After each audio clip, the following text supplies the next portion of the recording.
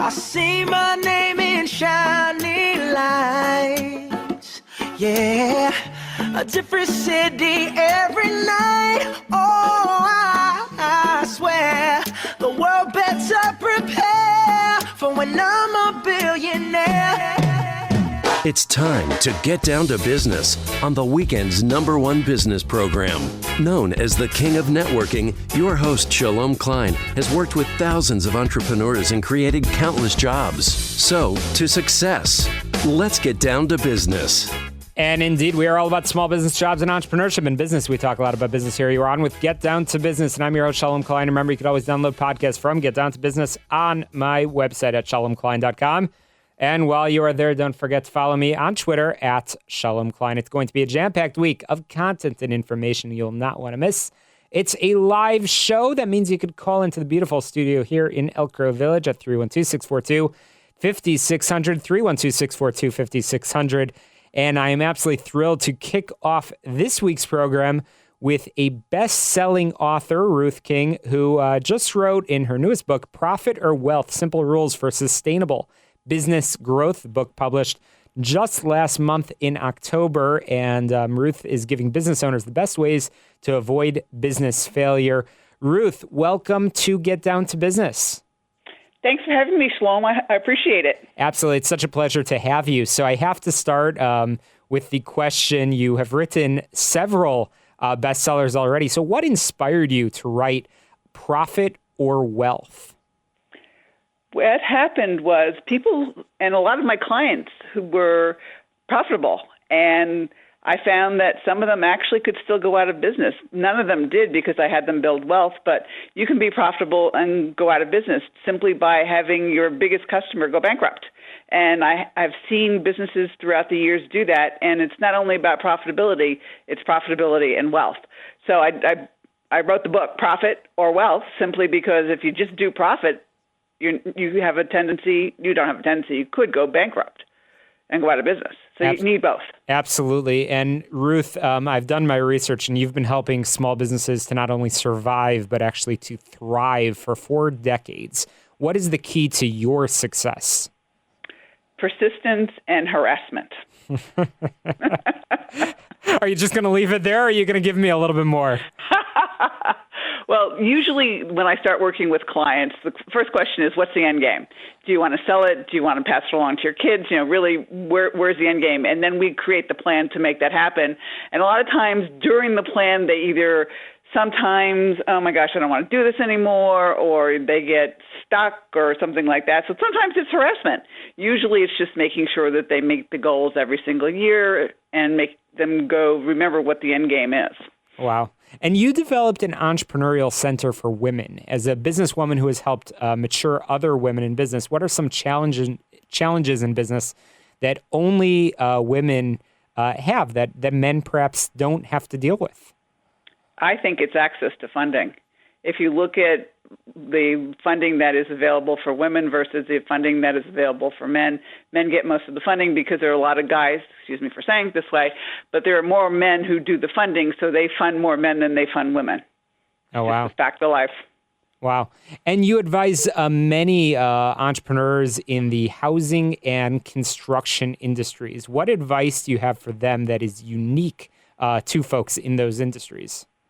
They have to have a labor pool that is really good at what they're doing. And the labor issues in construction right now are really, really hard because what happens is a lot of the older people who've been in the industries for many, many years are now retiring, and the younger people don't want to do it anymore. So we're in a situation where we have a huge labor shortage. That is, if you look at it, a lot of kids don't want to do that type of thing. They want to do computers, they want to do programming, they want to do apps, they want to do those types of things. Getting dirty with their hands is not very much fun anymore for most of them. So what happened was we have more people retiring, and we don't have enough people coming in the industry to take over the people who are retiring.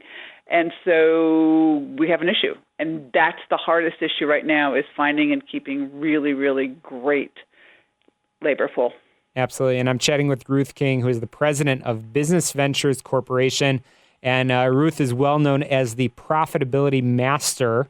So, Ruth, I have to ask you, what are some easy ways to grow business wealth?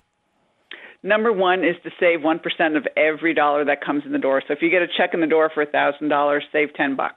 We can all pay our bills on the $990. And that $10 keeps adding up and keeps adding up and keeps adding up. And over a period of time, that will grow significantly. And what I have to say to most people and remind them is that once it gets to be 5, 6, 7 figures, don't go to the big boys or the big girls toy store with the money. That's meant for retirement or a rainy day. Oh, absolutely. And sometimes that is easier said than done, but absolutely. You also emphasize in your book, which I've been fortunate to have had a sneak peek at, is that you should not rely on having one customer sort of dominate or be the majority of your revenue. And that is more important now than ever. So we are in 2020. You wrote this book. It was published in just last month in October. And I guess my question is, with COVID, what can business owners anticipate so they can be prepared to handle what will come their way? Number one, make sure you talk to your customers, the ones who are there. Find out what their needs are, find out what they want, find out how you can help them. I had one of my clients who had 80% of his business. He was in construction, but he was in maintenance and service and things along those lines for heating and air, plumbing, electrical, things like that. And COVID hit and shut all the restaurants down.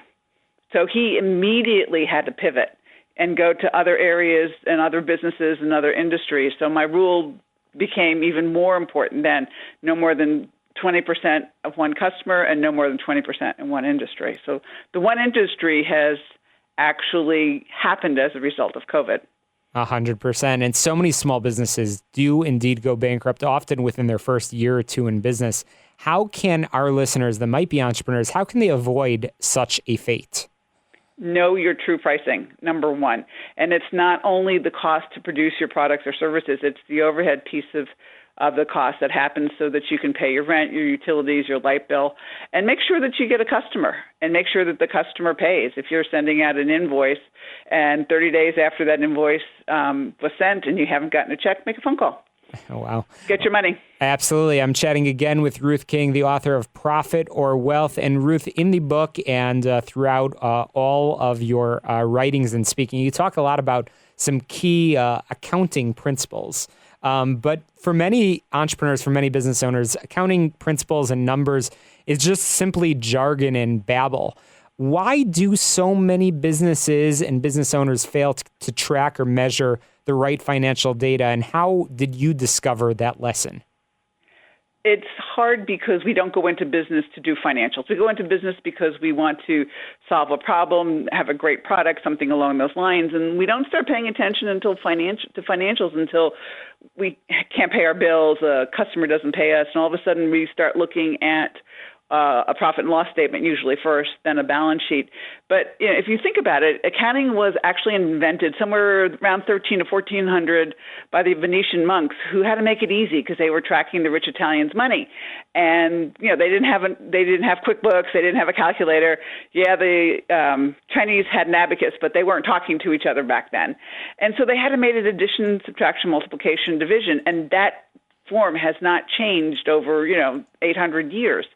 And so the reality is it's really not that hard. And it's like when you learned your product or your service or the things that you're providing, it took a while to get it. The first time you probably made it or did it, you probably were really lousy at it. And you kept working at it until you got better and better. And all of a sudden it's like, why did I think this was hard? It's the same thing with understanding a P&L and a balance sheet. It's, in the beginning it looks like Greek. And then you look at it, and then you look at it a third, a fourth, a fifth month, and you go, oh, gosh, this isn't so bad at all. Why did I think this was hard? Same thing.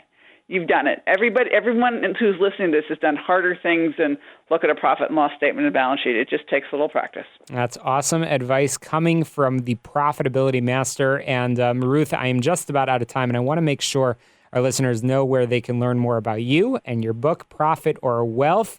Where can everybody check it out and perhaps purchase a copy? The book is at profitorwealth.com. It's also available on Amazon. And if you want to know more about me, you can go to ruthking.info. And the books are there too. So just ruthking.info will get you anything and anywhere. Appreciate it. Ruth King, the profitability master, ruthking.info. Make sure to purchase a copy of the book. Lots of great advice, especially relevant in this era of COVID. Ruth, thanks so much for joining me on the air. Thank you very much for having me. I appreciate it. Absolutely. And be sure to check out my website, shalomklein.com. That's where you can download podcasts from the past 6+ years of shows, all about small business, jobs, and entrepreneurship. And I will be joined after this upcoming break by Irina Freeman from Chicago Signature Limo. She is joining me here in studio and has opened up a new operation out in Florida. So very excited to talk about that. And wonderful, wonderful company supporting veterans, supporting those that serve. We appreciate you for that. You're listening to Get Down to Business, the show all about small business, jobs, and entrepreneurship. Chicago, don't touch that dial. We'll be right back.